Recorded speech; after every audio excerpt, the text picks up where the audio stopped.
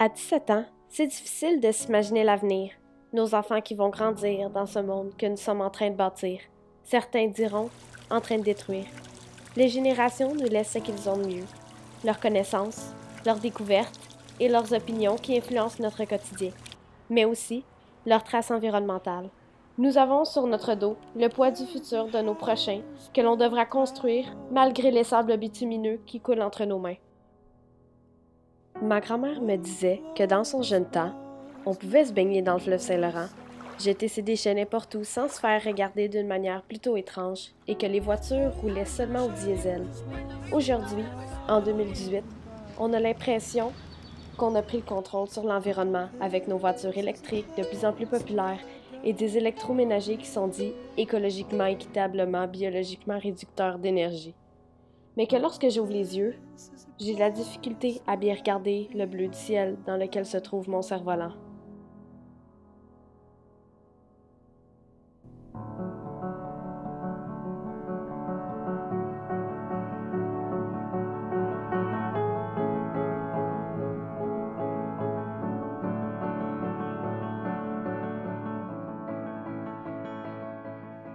Nous aborderons le sujet de plusieurs façons dans ce reportage. Quelles sont nos contributions à notre empreinte écologique dans notre quotidien? Les causes et les conséquences qui y sont associées. Et pour finir, les solutions qui nous permettraient de réduire celles-ci.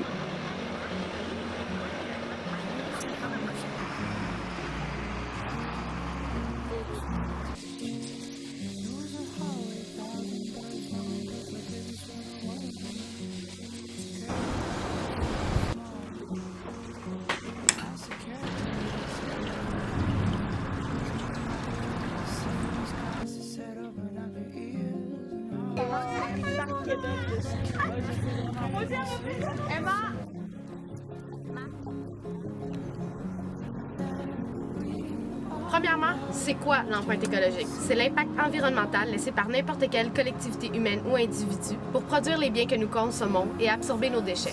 Et nous avons procédé à un vox populi de la population du collège pour savoir leur réponse à la question suivante. Combien de terrains de football prenons-on en moyenne pour notre empreinte écologique par personne? Et la deuxième question, combien de temps prenez-vous votre douche? Parce que, eh oui, le temps de douche, ça peut paraître vraiment anodin, mais après tout, c'est la consommation d'eau potable et ça peut grimper très haut dans les chiffres.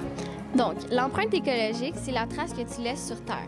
Sachant cette information, combien crois-tu que tu prends de terrains de football pour ta consommation personnelle?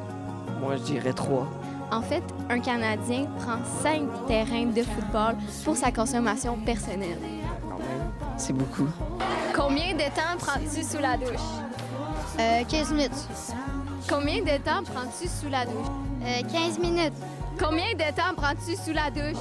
Ça dépend de ce que je fais. Tu fais ce que tu veux, mon beau, la puberté, ça arrive bientôt.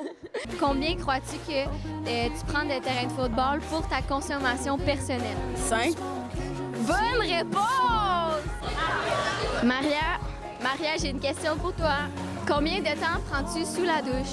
10 à 15 minutes, pas plus. Puis pas plus que ça, hein? Merci, Maria. Oui, ça gaspille beaucoup d'eau. Tu vas aider les enfants des générations futures. Oui, c'est vrai. Il faut vraiment économiser là, c'est très important. Puis les jeunes, là, spécialement, une demi-heure à 1 heure, là, non, c'est pas économiser, pas en tout. Maria a dit non. Non, c'est non. Bonne journée! Merci, Maria. Combien crois-tu que tu prends de terrain de football pour ta consommation personnelle? On a déjà fait le test en classe, c'est peut-être 3 ou 4, je m'en rappelle plus trop. 3 ou 4? La réponse est 5.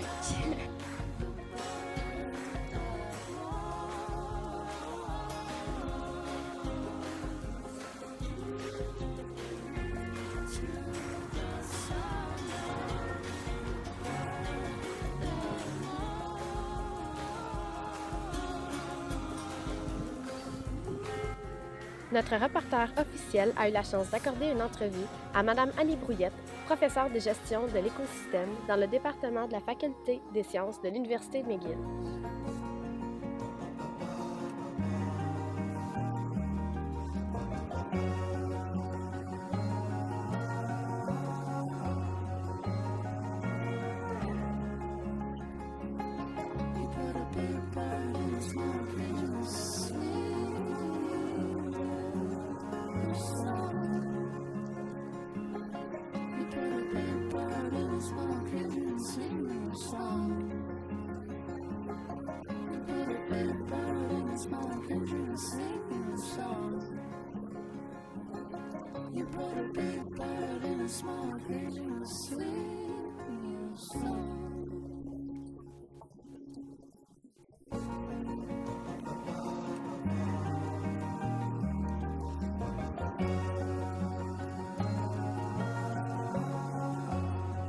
Si nous prenons en considération l'avis de l'expert Brouillette, nous croyons fortement que changer notre mode de vie, en changeant nos mauvaises habitudes quotidiennes, améliorera la santé de notre planète Terre. Nous pouvons réduire notre empreinte écologique par plusieurs façons. En voilà quelques exemples. Opter pour des équipements économes en énergie. Éteindre la lumière en quittant une pièce. Éteindre ses appareils électriques en veille. Éviter de surchauffer la maison en hiver. Se sensibiliser à l'impact du web.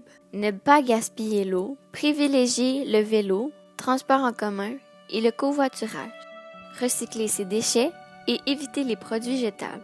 Et pour finir, modifier ses habitudes alimentaires.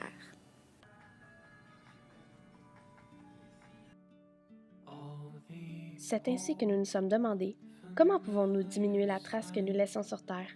Bien évidemment, les solutions nous sautaient aux yeux. Par contre, la volonté de les appliquer n'est pas une première intention de chacun.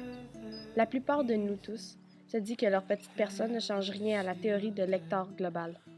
Mais il est important de savoir qu'il s'agit d'une affaire de chacun. Le terme « mouvement de collectivité » ne porte pas son nom sans signification.